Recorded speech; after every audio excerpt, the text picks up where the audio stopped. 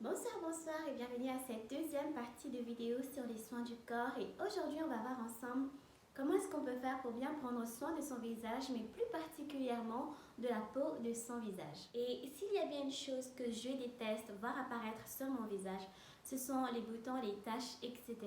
J'adore ça, me concocter des petites recettes fait maison, que ce soit pour le visage ou pour le corps. Donc j'aurai l'occasion de partager tout ça ici avec toi. Si c'est une chose qui t'intéresse, eh bien n'hésite pas à t'abonner et de continuer à regarder la vidéo.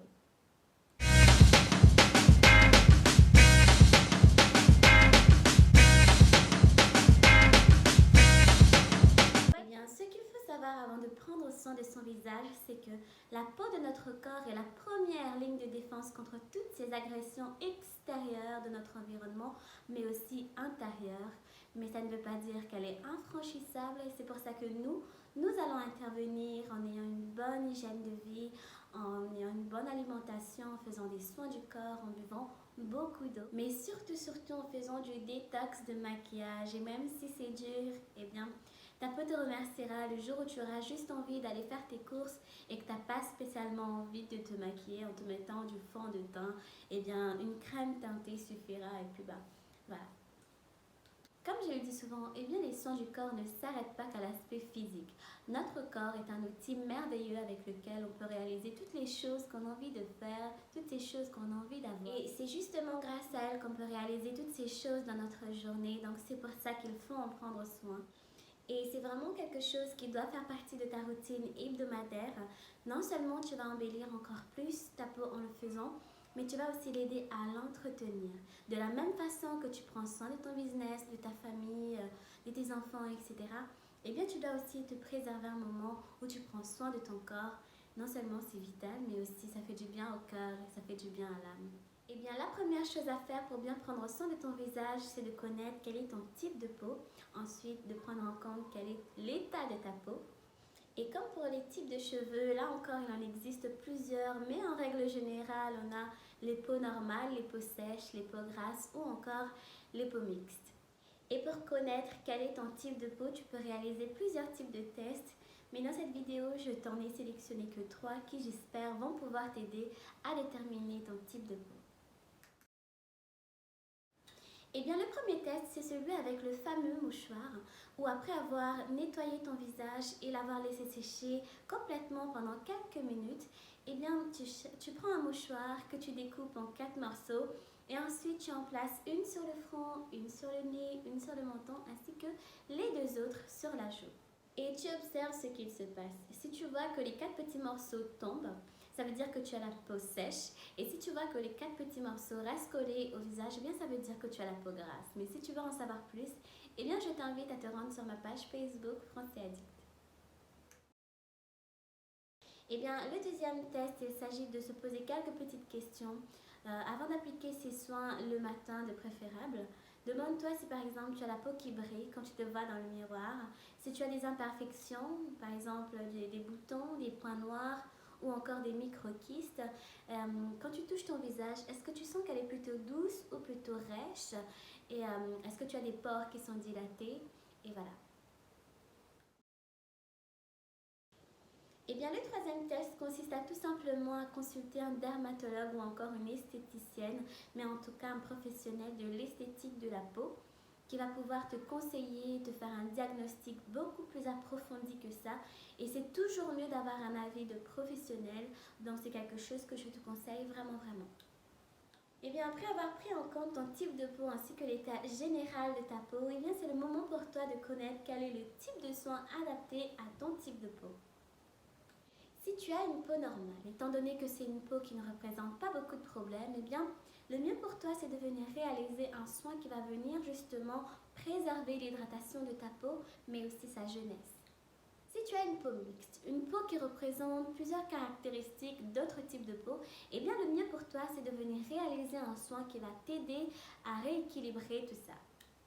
Et surtout, on évite tout ce qui est soin décapant parce que ta peau est quand même beaucoup plus fragile que celui d'une peau grasse.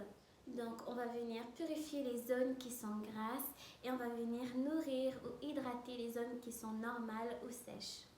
Pour les peaux sèches, sachant que c'est une peau quand même assez réactive, sensible, est parfois très inconfortable, eh bien le mieux pour toi c'est de venir réaliser un soin qui va venir justement réconforter, adoucir et nourrir ta peau avec des produits qui contiennent des huiles comme l'huile de coco, de camomille ou encore de beurre de karité. Et pour terminer, eh bien, on a les peaux grasses, une peau qui nécessite quand même beaucoup plus de soins que les autres, donc on y va. Alors on va réaliser un soin qui va venir rééquilibrer tout cet excès de sébum, qui va venir affiner le grain de peau, qui va venir purifier aussi la peau, mais aussi éliminer tout ce qui est impureté, etc. etc. Donc voilà. Bon, maintenant, il ne faut pas non plus désespérer si tu vois quelques petites imperfections apparaître sur ton visage.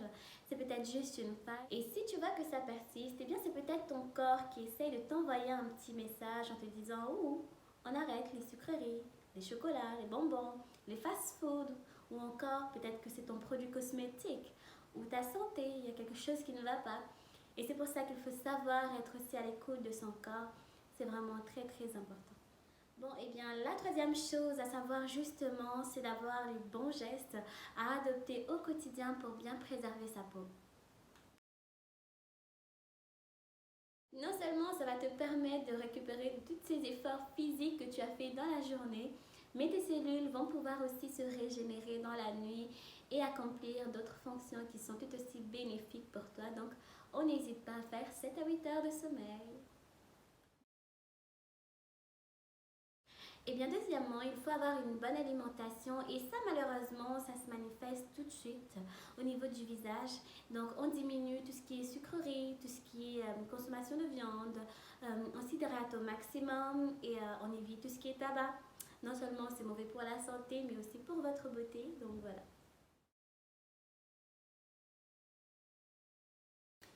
Et bien la troisième chose, c'est de choisir des produits adaptés à son type de peau. Et là, on va investir dans des produits de qualité et non de quantité, car ce serait vraiment dommage que tu investisses dans des produits de bas de gamme pour obtenir tout l'effet inverse que tu souhaites en achetant des produits cosmétiques. Donc le mieux, c'est d'économiser, puis de te faire plaisir d'ici 3 mois ou 4 mois. Mais au moins, tu auras des produits qui vont te durer 3 ou 6 mois et qui seront vraiment efficaces pour toi que d'acheter des produits qui, au final, on le sait, ils vont finir à la poubelle. Et bien, si on résume tout ce qu'on vient de voir, pour bien prendre soin de sa peau, la première chose à savoir, c'est de connaître quel est son type de peau ainsi que l'état général de sa peau. La deuxième chose est de savoir quel type de soin est adapté à son type de peau, à savoir si on doit réaliser un soin hydratant, un soin rééquilibrant, régénérant, etc., etc. Et pour finir, on doit savoir quels sont les bons gestes à adopter au quotidien, à savoir avoir une bonne nuit de sommeil, avoir une bonne hydratation, manger équilibré, etc. Et bien voilà, c'est tout pour moi. Et si tu as aimé la vidéo, eh bien n'oublie pas d'aimer, de partager avec tous tes amis. Et si tu adores te chouchouter comme moi, eh bien laisse-moi savoir en commentaire quel type de son tu réalises à la maison. Ça me ferait vraiment un grand plaisir de te lire. Et puis nous on se retrouve dans une autre vidéo. C'était Franciadé